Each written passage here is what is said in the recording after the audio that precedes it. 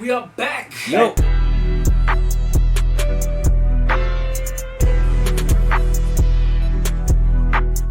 Yes, we're not in the studio today. Today we're in the green room. Clap it up.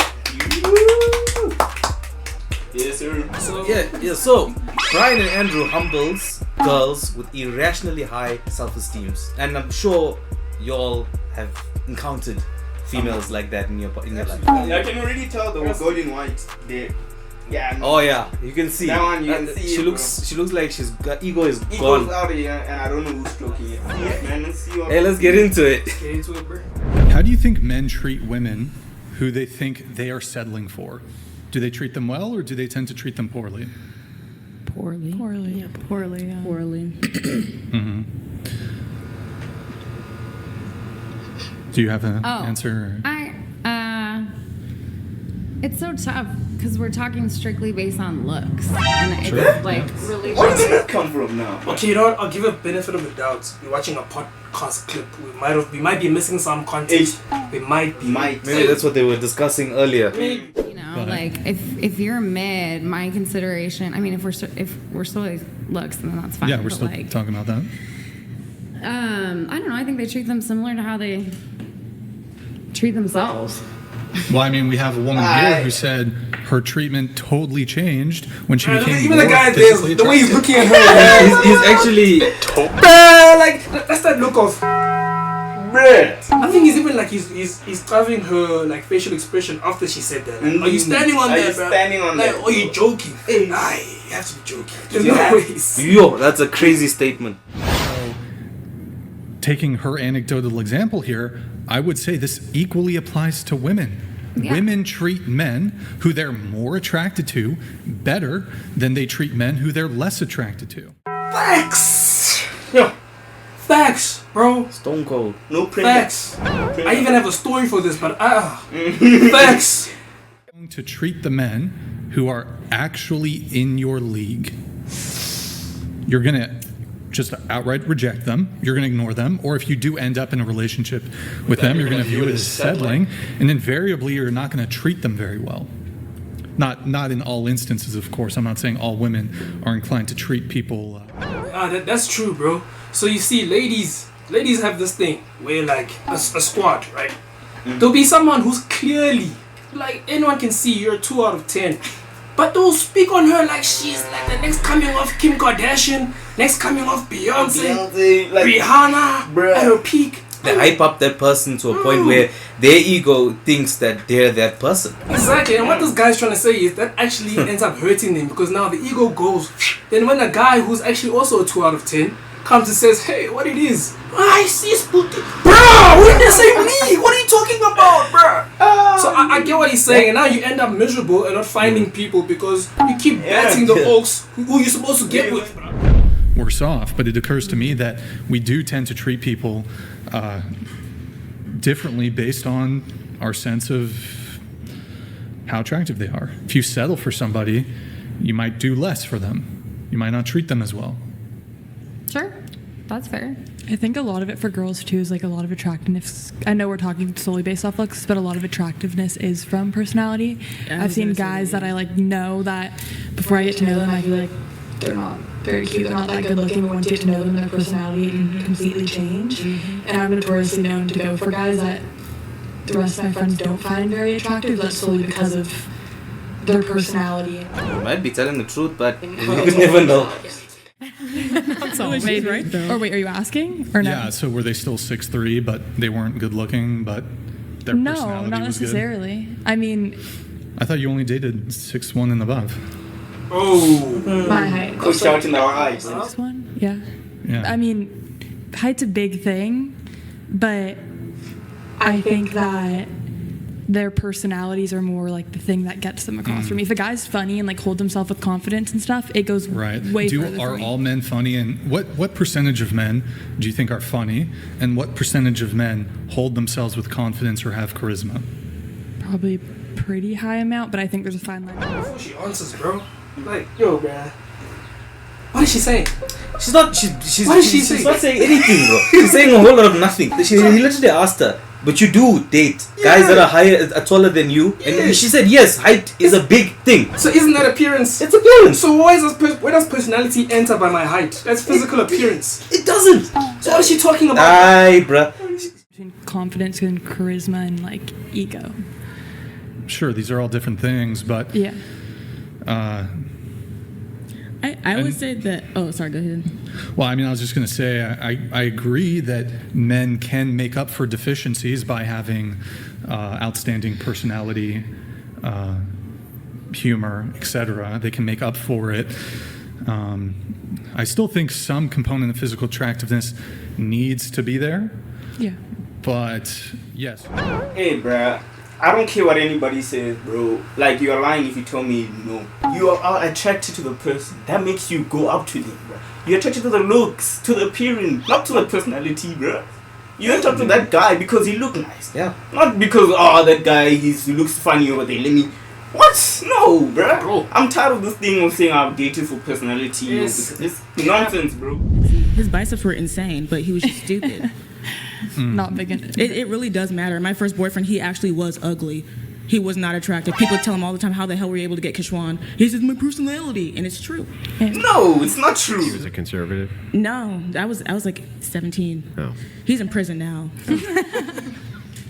I didn't really choose the best. Appearance matters. So if there's something you like it, bro. Like, we only have one life, bro. You know, your person you're probably avoiding dating right now because you think your boys are gonna say, hey, she's ugly, what.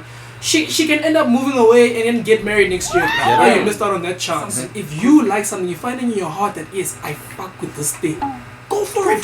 Do it. Don't be a sheep. Don't be a sheep. What happened to having preferences, bro? Opinions. Guys, first time around. Dodged a bullet. So I Yeah, guess- there you go. Yeah. I mean, I guess going back to my point, so if women tend to have a delusional and inflated sense of self as it comes to their physical attractiveness, they'll rate themselves higher than they actually are. They rate men lower than what those men actually are. I mean, how is this just not a recipe for disaster where women will just be perpetually chasing after men who are out of their league and rejecting the men who are in their league? So, I mean, that's why I think this rating question is important. Frankly, I think most women are trying to date well above what their looks, prospects, and personalities warrant. I mean, especially think the issue of women chasing men is rampant right now. I don't know if I entirely see the correlation between it being because they rate themselves more highly and tend to avoid. What is she talking about? Wait. Where is this happening? Where, bro? In what? Maybe it has to be happening in America, bro. We're not seeing it here. We're not seeing it, it's man. not happening here. But I definitely think that it's a problem when women demean themselves to the point of chasing a man, whether they recognize they're doing it or not. Well, I think that the script is slowly being flipped with Gen Z. So the idea of egalitarianism, the movement towards we're just interchangeable widgets, which has become socialized in society, it seems to be rejected pretty heavily by a huge subset of Gen Z. A bunch of them embrace it, don't get me wrong, but a larger subset of them say, I'm sorry, I can't move past that. It's so shocking, bro. Demeaning. You know, sometimes ladies like guava is a real thing, Hey, bro. and that thing it feels like a force field, bruh. You want to go, but you just bounce off and then you go away. than you would ever imagine.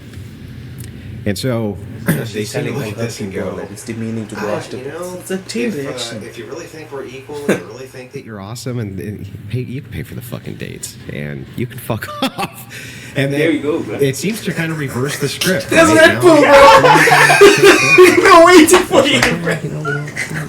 You were silent the whole time up until this point. Red Bull. Type of thing. And there seems to be a much larger subset of that. He has a wife. He has a wife, bro. Yeah. He said he had kids too, Yeah. bro. So you're not hearing this. He's pissed. What? Yeah. Pay for your own dates and vibe. Once. That's it. Now than there was definitely for millennials. Just one point of clarification, Gracie. When I say chasing, I don't mean that they're necessarily like doing the proactive things that men do to get women, although they are. But so when I say chasing, I just mean like the men that they want to be with.